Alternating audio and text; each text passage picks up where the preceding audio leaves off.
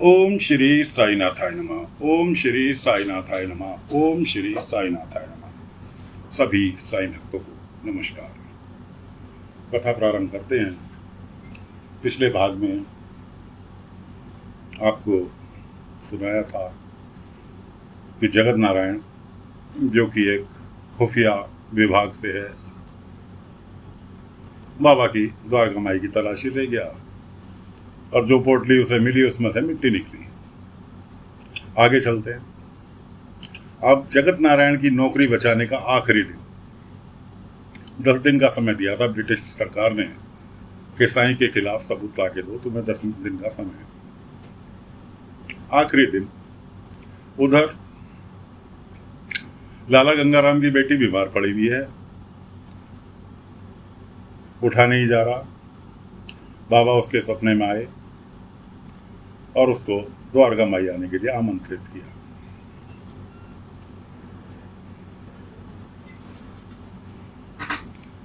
उसके मुंह से बेहोशी की हालत में साईं साईं साईं साईं के पास ले चलो, साईं के पास ले चलो, ऐसा निकल रहा था। उसका बेटा उसके पास गया। क्या ही आपको साईं के पास जाना है? कि हाँ। तो चलो, कोई दिक्कत नहीं, मैं लेके चलूंगा। गंगाराम कहने लगे कि बेटी तुमसे उठा तो जा नहीं रहा,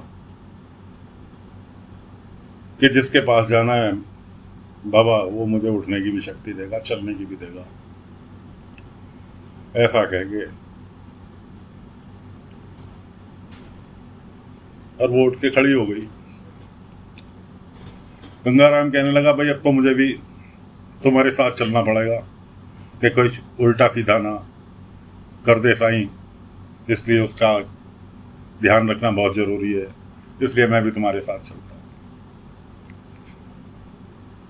चल दिए गंगाराम, उनकी बेटी, उनका नाती बाबा के पास चल दिए। जबकि गंगाराम जो था वो ऐसा शख्स था, वो शुरू से ही बाबा के खिलाफ था। कुलकर्णी और वो गंगाराम दोनों एक ही मुंह बोलते थे, लेकिन आज बेटी की वजह से उसे जाना पड़ा। रास्ते में बेटी से कह रहा कि तुमसे चला तो जा नहीं रहा, पैदल चलने की जिद कर रही हो। उसने कहा, बाबा पहले से काफ़ी अच्छा महसूस कर रही हूँ, और देखो शायद द्वारका माई तक पहुँचते पहुँचते बिल्कुल ठीक हो जाऊँ। उधर जगत नारायण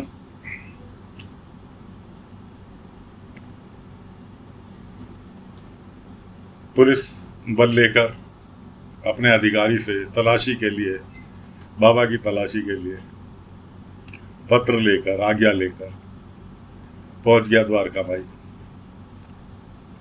बाबा ने कहा, आओ जगत नारायण, अब क्या करना है? कि साईं ये देख रहे हो हाथ में क्या है? कि ये सरकारी पत्र है, तुम्हारी सरकारी परमिशन है तुम्हारी तलाशी लेने की। चांदोलकर जी भी थे, पाटिल जी भी थे, सभी लोग वहां पर मौजूद थे, जितने भी गांव के लोग थे। चांदोलकर जी कहने लगे, जगत नारायण तुम बहुत बड़ी गलती करने जा रहे हो। सारे गांव वाले भड़क गए कि हमारे गुरु के हमारे सामने अपमान कैसे करोगे, क्या हम होने नहीं देंगे इस तरह से। हाय हुल्ला चालू हो गया। बाबा ने सबको शांत किया। बाबा ने कहा, जगत नारायण तुम अपना काम करो, जिस काम से तुम उद्देश्य से आए हो। सरकारी कर्मचारी हो, तुम भी नौकरी बजा रहे हो, इसलिए तुम अपना काम पूरा करो, कोई बीच में नहीं बोलेगा। कोई बात नहीं जी। जगत नारायण ने बाबा की तलाशी लेनी प्रारंभ कर दी, ऊपर से लेके नीचे तक, यहाँ तक कि बाबा की कफनी में जो जेब हुआ करती थी, जिसमें से निकाल कर अक्सर सिक्के दिया करते थे, बस उस जेब तक को उसने उल्टी करके देख लिया, कहीं कुछ नहीं मिला। चांदोलकर जी बोले, कुछ मिला? कहने लगा, चांदोलकर साहब या तो मेरा समय खराब है, ये या फिर साईं बहुत बड़ा किस्मत वाला है जो मुझे इसके पास कुछ नहीं मिला। हताश होके एक साइड को खड़ा हो गया। इत्तेफाक से जगत नारायण ने तलाशी के दौरान बाबा के पैर छू लिए थे। बाबा ने कहा, जगत नारायण मायूस मत हो। इस द्वारका माई के द्वार से आज तक कोई भी खाली हाथ नहीं गया। राम जी की कृपा हर किसी पर बनी रही है और हमेशा बनी रहेगी। इत्तेफाक से ही सही, तलाशी के दौरान ही सही, तुमने मेरे पैर छुए, इसलिए आशीर्वाद तो तुम्हारे लिए भी बनता है। आगे आओ। बाबा ने जो जेब उसने तलाशी ले ली थी, उल्टी करके देख ली थी, उस जेब में हाथ डाला और मुट्ठी भर के सिक्के निकाल लिए। जगत नारायण से कहा, हाथ फैलाओ। जगत नारायण ने हाथ फैलाए और वो सिक्के उसके हाथों में गिरा दिए। अब जब जगत नारायण की चौंकने की बारी थी। जगत नारायण कहने लगा, साईं मुझे यकीन नहीं हो रहा कि मैं करूं तो क्या करूं। जिस जेब को अभी मैंने पूरी तरह से तलाशी ली, उल्टा करके देख लिया, उसी जेब से आपने सिक्के निकाल के मेरे हाथ भर दिए। मैं गलती पे गलती करता रहा, आपने मेरी सारी गलती क्षमा करते रहे।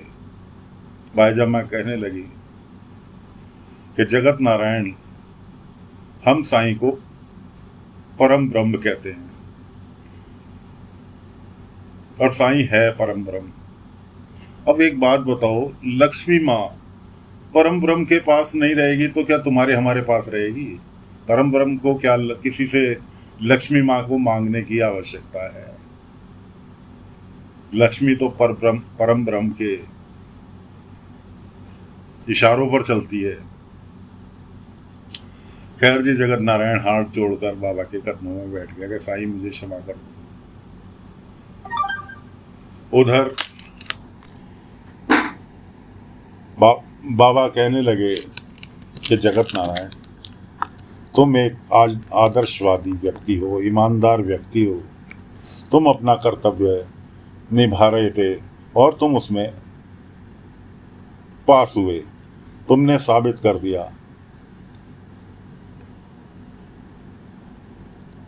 कि ईमानदारी से बढ़कर कोई चीज़ नहीं है। तुम अपनी ईमानदारी से अपना कार्य कर रहे थे। साईं आप मेरे से नाराज थे? नहीं, मैं क्यों नाराज होऊंगा? तुम तो अपना कार्य कर रहे थे। जो तुम्हें सरकार ने कार्य सौंपा था, तुम उस कार्य को पूरा कर रहे थे और तुमने ईमानदारी से पूरा किया। इतने में लाला गंगाराम अपनी बेटी के साथ आ गए। बेटी कहने लगी अपने पिता से, बाबा शारीरिक कष्ट तो द्वारका माई तक पहुंचते पहुंचते दूर हो गया, अब मन की जो अशांति है वो अभी बाकी है, वो कैसे दूर होगी?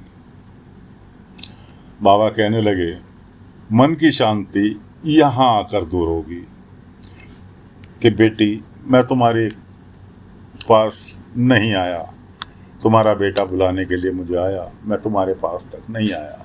क्यों? तुम्हें देने के लिए मेरे पास कोई दवाई नहीं थी। तुम्हारी दवा यहाँ मौजूद है। तुम्हारी दवा जगत नारायण के रूप में मेरे पास मौजूद है, जो कि तुम्हें खुद ही आकर लेनी होगी, जिसे कि तुम पैसे के घमंड में ठुकरा कर चली आई थी, इसको छोड़कर चली आई थी। असल में लाला गंगाराम की बेटी जगत नारायण की पत्नी थी। जगत नारायण ईमानदार व्यक्ति था, जो कि ईमानदार व्यक्ति का आप सभी लोग जानते हैं क्या हश्र होता है। वो कोई रिश्वत नहीं लेता था। अब जो सरकारी तनख्वाह मिलती उसमें भला वो कहाँ सोना चांदी हर रोज़ नई साड़ी खरीद के दे पाता। इसलिए लाला गंगाराम की बेटी उसको छोड़कर चली आई थी। खैर बाबा ने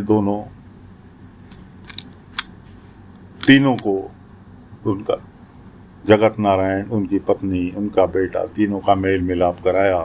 आशीर्वाद दिया। अब बारी आती लाला गंगाराम की।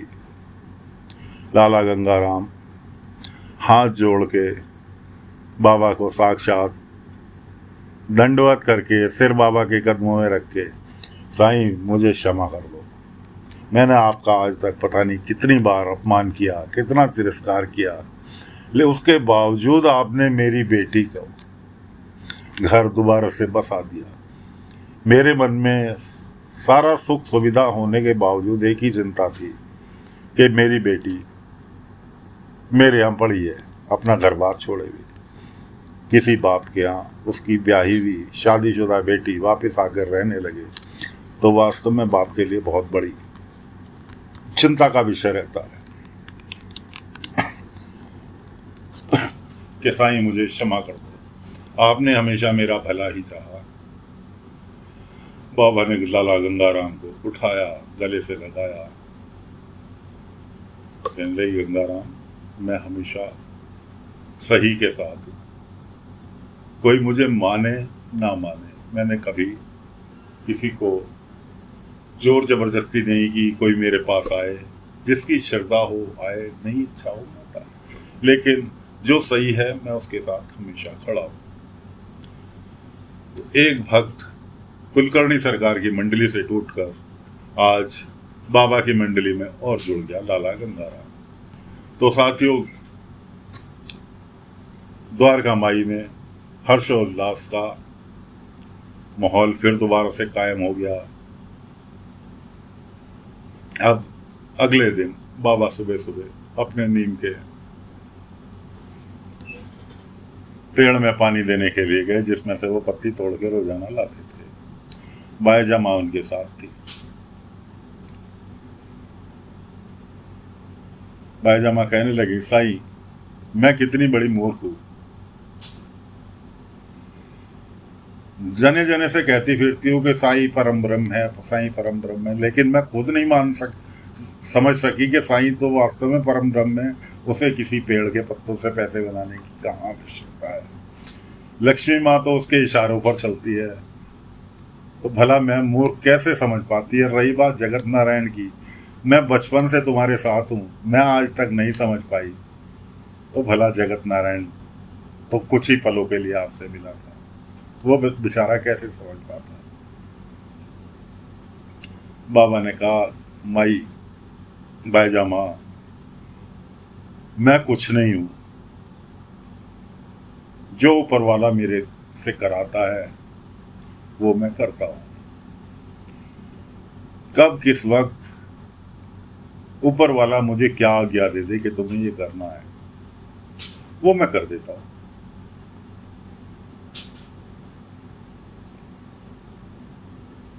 तो बाबा से हमारी यही प्रार्थना है कि बाबा हमारे दिमाग पर, दिल पर, जुमा पर हमेशा विराजमान रहें। हम जो बोले, जो बाबा बुलवाएं हम वो बोलें, जो बाबा करने की आज्ञा दें वो करें, किसी का बुरा ना करें, जो करें किसी की भलाई ही करें। इस तरह से बाबा से प्रार्थना करते हुए फिलहाल आज की कथा यहीं विराम देते हैं। अगले अंक में आगे नई कथा लेकर फिर हाजिर होंगे। आज्ञा दीजिए। ओम साई राम, ओम साई राम, ओम साई राम।